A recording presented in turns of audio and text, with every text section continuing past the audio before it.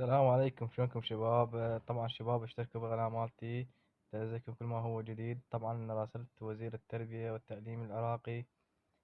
طبعا القديم يعني مو جديد. راسلته قلت له هلا استاذ شلونك؟ قال اهلين حبيبي تفضل. قلت له زاد فضلك استاذ. قلت له استاذ رحمة والديك بس جايك بخصوص موضوع الدخول الشامل الصف السادس علمي.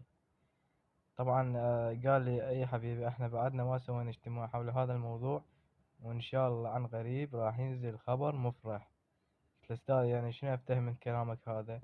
قال لي يعني راح ينزل، بس حتى لو نزل الدخول الشامل راح يصير على الدور الثاني إن شاء الله. قلت له تمام شكرا أستاذ رحم الله والديك. شفتوا شباب راسلته وقال لي إن شاء الله على الدور الثاني، يعني على الدور الثاني إن شاء الله ينزل الدخول الشامل. تمام.